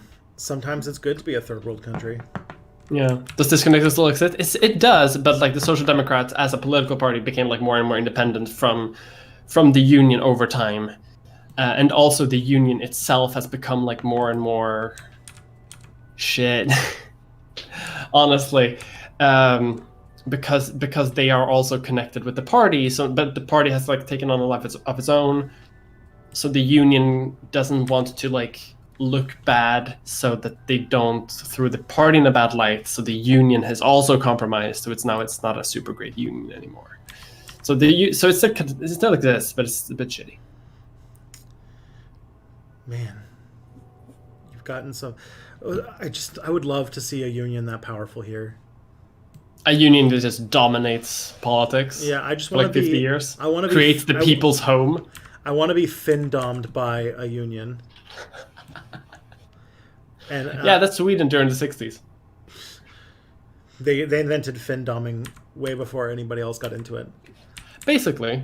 So now taxes are super high, but also we have free healthcare. So. Yeah. Are you saying that in November, MAP could go change? I don't actually think so. I think that like the thing about like if America like, I don't think that an American Civil War would look like the Civil War in the 1860s. Like it's not going to be like these states secede and it leads to a thing. No, it'll be like sporadic, like random, like stochastic violence across the country and in urban centers, where what happens is that violence and resistance to authority breaks down to the point where the police and military really aren't able to manage large swaths of the country. And while the borders might not change, America, like the idea is that America would break down, like the American government would just basically not be functionally in control of large swaths of the country and have to turn to like different groups, paramilitary groups and stuff like that to run things. Yeah. Basically what happened in Syria. Yeah. So, and also basically the Capitol Hill Autonomous Zone, except like 1,000 times bigger. Yeah. That's the thing is like, I don't think that we're going to see wars like what we think of when we think of map go change wars, because no. The people, the movements in America that have it divided are not geographically focused like they were in the 1800s. And so it's going to, and also in a straight up military conflict, the United States military would be able to dominate anybody. What it won't be able to handle is just mass unrest everywhere. Yeah, for like years and years on end. Yeah. And then which might happen. And the more desperate that the state gets, the more repressive it will get over to control its own country and its own people. And in a desperate attempt to get people to control things, you might end up with like things like, say, Trump is running the government in Washington, but needs like people to manage like this town, that they might get like the local 3%ers or the local Boogaloo movement to like, you know, to be like, all right, you have to keep order here and keep the Antifa super soldiers from rising up, and then they would just run that place like a bunch of fascists. That's the kind of civil war in America that I fear happening. Yeah, and the second someone starts living under like the local QAnon militia, yeah, that's when things have gone full cool zone. Yeah. Is being Bernie or bust a privilege? I don't know many people who are Bernie or bust anymore. I know a few people who are. I think there are people who refuse to vote for Biden. I'm torn on this position because I feel like it is possible to be. I see people who are like, it's a privilege because if you're like super marginalized, Trump will make your life shittier. But by the same metric, if you're very marginalized, Biden won't make it better in some areas. Like if you are someone who needs, for example, like cancer treatment to live, Biden's healthcare plan doesn't really, to what I've seen, help you a lot. And if your only priority is cancer treatment, for example, that's like your only thing because you need it to live and that's it. Like you have no other priority in your life. Trump or Biden, the difference for that individual person basically doesn't exist. So for that person to be Bernie or bust, and them being called privileged because of their priorities, is to me completely wild. To me, I could completely understand why they would be Bernie or bust because they have a priority that they need to be addressed, and nothing else matters, right? And I feel like a lot of different things can occur in a similar way regarding a multitude of different issues. Because for some people, they are in a position where they can only have like one or two or three main issues that they need to be fixed as quick as possible, or their lives will basically be over. And if Biden doesn't present an actual good alternative for those people with those priorities, then it doesn't actually matter which candidate is in office anymore. Mm-hmm. Because like things weren't great in 2016 after Obama for a lot of Americans. Like that's just a fact. Like even when Obama had like both houses, like the House and the Senate, and did a lot of like semi-progressive things for millions of Americans, things were still pretty shitty. And I think it's kind of wild to say to people who wanted to be better than it was in 2016, who wanted to be like actively improved over what even Obama could provide, which is like the ideal now for the Democratic Party. To me, it seems super arrogant to say that they are privileged for being Bernie or bust. Although I can see where they're coming from, I also think it's kind of wild to say that Bernie or bust is a privileged position in general, like for everyone. That doesn't make sense to me. But then again, I'm Swedish, so I'm super sure. Yeah, a lot of like the Bernie or bust people that I've like run into are kind of over Bernie now, because Bernie capitulated, and now it's more just but you know what I mean, like it's progressive or bust. Yeah, and like I still think that like in their heart of hearts, they're gonna end like most of them are gonna end up voting like I think at this point like I think that there's like you think okay. I agree with you. Like eventually, there's going to come down to Trump or Biden, and I feel like most people are going to pick Biden. Yeah, like the whole term of like it put the line that I heard of, it puts the Biden on its skin, or else it gets the Trump again, is very telling of like the kind of situation that America is in.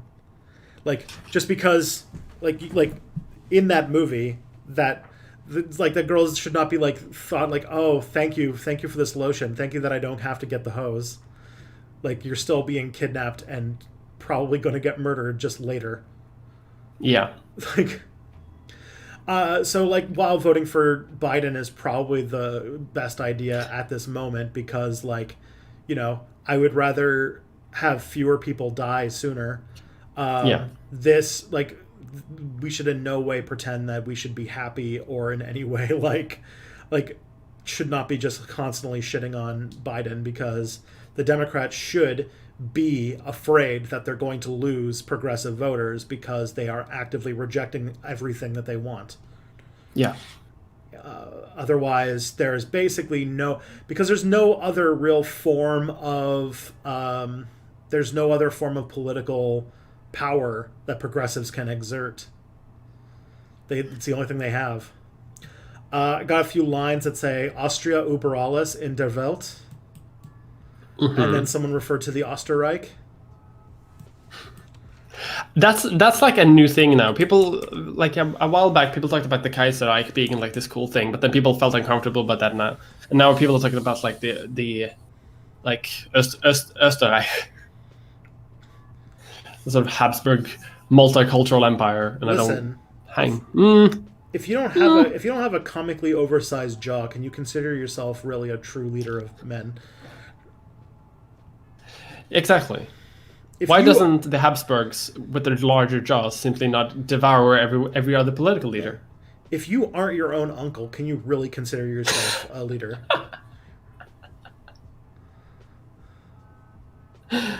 God, I love their family trees. It's just like a circle. Yeah. 4.6 isn't that small for an asteroid. I said 0.46. So it's thank God. 4.6%. It's 0.46% for the asteroid. Yeah, I misheard that too. But 0.46, to my mind, in 2020 means 150%. Yes. Which means it's like playing XCOM, where it's like 75% hit means you will not. Yeah. 0.46% means 150%, which means that we're guaranteed to get at least one, and 50% chance we'll get another one that we didn't know about.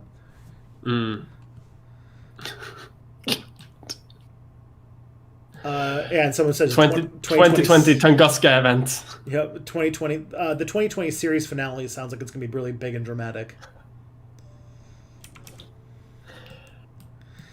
The writers have been they've been setting it up really well now for a couple of decades, and it's going to be interesting to see how it all ends. Someone just said these streams really need to move late enough for me to crack a beer at this rate. I mean, think about it. The worse the news gets, the less you should care about what time it is before you start drinking. Yeah. Thankfully, I'm in Europe. I can drink whenever I want. Yep. Partly that, and also it's late. Millennials invented breakfast beer, so... Or should I say they brought it back, because breakfast beer was a European classic for centuries, but... yeah. I was like, did it ever go away? Yeah. I have wine with lunch. Come on now. But then again, I work from home, so I drink alone. What am I saying? I'm making jokes. I'm a bit tired. The other day I was like, I really ought to drink more. Like, I was like, what about your health? But it's like, honestly, like, what's the point? God, that's that's how it's like being an historian in these current events. It's just like looking at the news and just being, I gotta drink more. Yeah, because some of my friends were talking about how they had ragers during the peak of quarantine, and I was just like, man, I think I got drunk once in all of quarantine. I haven't. The most I drank was this weekend all year, and I think that's the only time this entire year I actually drank alcohol. I mean, I drink all the time. I just don't get drunk. Have you guys seen the picture of the sign asking to wear masks surrounded by a forest fire? 2020 in a nutshell. I have seen it. It's a beautiful picture. God. Yeah. All right, let's see. Is America a fictional country like Canada? Not like Canada. Canada is more fake than even normal countries. All countries are to some degree fake, but Canada is extra fake. America is also very fake, but not as fake as Canada. Mm-hmm. Bernie Sanders will build the combined syndicates of America. Trump will just run the enclave from Fallout, and Biden will become the Shinra Corporation. Wow. I like this. I like more Hearts of Iron 4 mods where Bernie Sanders takes over America. Somebody posted a picture or video last night that was like, this is what America would look like if Bernie was the candidate, or Bernie won, and it was like a bunch of people in the middle of the night at a drive-through, that all just found out that they all had weed on them, and they all just started sharing and smoking, including the guy who was working at the like window, and everyone was just having like just more people kept showing up and sharing all their weed with each other, and everyone was like in a really good mood. Aw, that's cute. And it had the song "What a Wonderful World" playing, and I was like, this is what America would be like if Bernie had won. Lovely.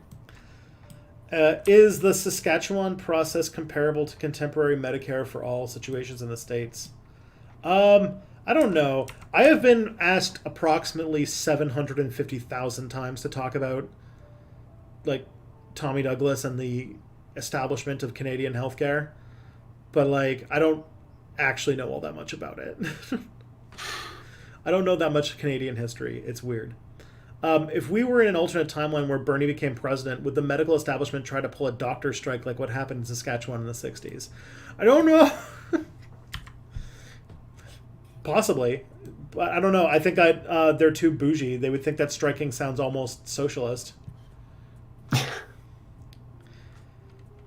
They would simply probably what would happen is that some states would try to fight it, and the shitty doctors would move to the states that are like refusing to accept the Medicare for all stuff. It'd be a fight. It would be an uphill fight, not gonna lie.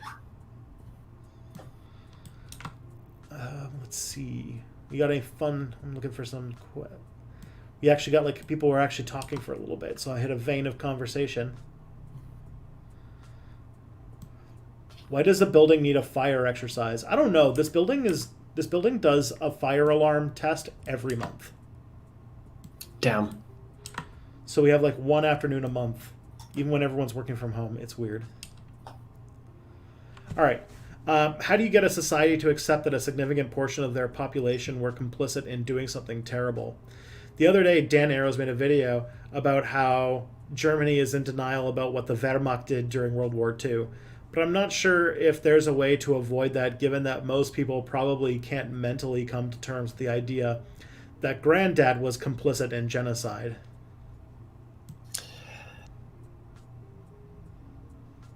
I think it's one of those super difficult things that really has to be individually tailored to the situation.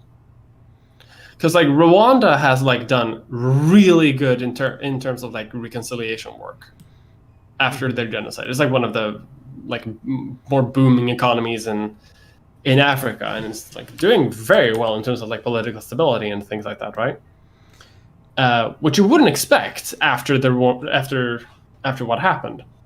But they've also dealt with that in very semi-controversial ways in terms of just amnesty for some, or what's it called? Focusing on individual responsibility in terms of a leadership. And I feel that's kind of what happened in Germany during the 50s and stuff like that too, right? Mm-hmm. Where basically entire divisions of soldiers basically had to be forgiven because you couldn't do too much, but platoon leaders and people in charge basically are the people who are being held at guilt, rather than individual carrier out of it, decision makers. Denazification was a very messy process, and also by the end, they were more focused on getting it finished faster rather than doing it thoroughly and well done. At least in West Germany. Yeah, and the different countries... In East Germany, they finished it quickly in the start. Yeah, and also it was different in the different zones. The U.S. was way more forgiving than the other zones. The French were a bit more punitive. But yeah, and then the Soviets were just all right, you put us, we're just going to take a bunch of Germans and put them in concentration camps and make them do forced labor until they've paid off their debt to our country. Yeah, this actually reminds me. So I'm watching through Enterprise, that Star Trek. Oh, big emotional shift in tone, but yes. But no, because there's an episode on this issue that I forgot about, and it's secretly really good, where Dr. Phlox meets with this alien that refuses to talk to him because Dr. Phlox's Denobulan people were like committed a genocide like 300 years ago or whatever. Yeah. And it all talks about like there's actually like a pretty good he goes through a pretty good emotional trip where he like talks about like how he tried to not be like that, and that his like one of his sons became a reactionary, and like it's a whole thing. It's like a perfect episode to describe this. I remember that episode. Yeah. All I'm learning from watching Enterprise is that it misses a lot, but when it hits, it hits. And the first 2 seasons are trash, but after that, it counts out. It's actually not that bad. And Dr. Phlox is possibly the most well-adjusted person to have ever lived. He's just like, he has like no job. Like, I love the part where like his wife is trying to hit on Commander Tucker, and he's just like, I don't. It's like she was hitting on me, and he's like, you should be flattered. She's pretty hot. She's pretty. Like they're like all like very bright and optimistic, polyamorous. Like they're just chill.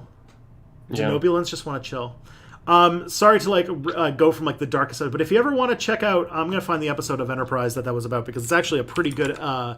If you ever want to like learn a little bit more about this kind of idea through science fiction, which is where I think that's where Enterprise does best, or that's where like science fiction is best. Is that is when it's like taking science fiction, or when it's taking real world things and sort of talking about it in ways that are,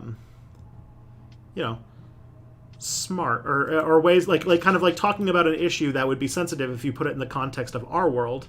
But if you put it in another context, you can explore the idea a lot better. The episode's called The Breach. It's season 2, episode 21. That's wild.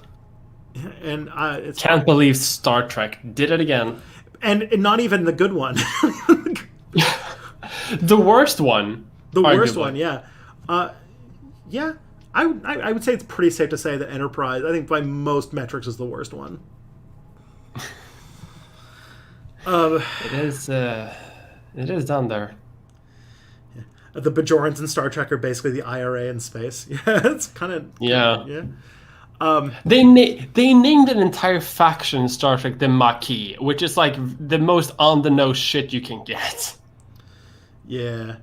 I can't wait. So I was like, hey, I'm just waiting until like Star Trek in like 2050, where they just name like the science fiction faction like Al Qaeda or something. Actually, that's part of season 3. I think where we're close to in our watch of Enterprise is where we get to space 9/11. Because 9/11 happened during when Enterprise season 1 was on the air, and so for season 3 they do space 9/11. And it's a whole thing. It's like, what's it called? It's interesting to watch because it's almost like a perfect time capsule of like what TV was like in 2001, like 2001, 2002, where like I forgot how like fucking surreal like 2002, 2001, like the like 2 years right after 9/11 were like, and it was just so, oh my god, I forgot how weird everything was back then. Yeah. Okay. Okay. We are a tad bit over time, so please tell all of the wonderful people on the internet where they can find Mia content. You can find Mia content on youtube.com/c/Mia Mulder. Please subscribe. I'm very close to hitting 30,000 subscribers, and I would like to reach that before the end of the month if I can. I'm just like a few hundred away, so please subscribe. You can also find my tweets on twitter.com/potatopolitics or on nebula.com/Mia Mulder. And if you watch my videos there, I get more money. Because Nebula pays me per stream, per individual view, which is more than YouTube does. Nice. And for everybody who's watching, I'll be back tomorrow night with a stream where we'll talk about stuff. Step Back Tonight. It's a fun show. And yeah, I'm going to start the raid. We're going to go raid Lumiru. Really great non-binary Twitch person. And it looks like they're watching a Natalie video, so that'll be fun. Anyways. Have a good one, everybody.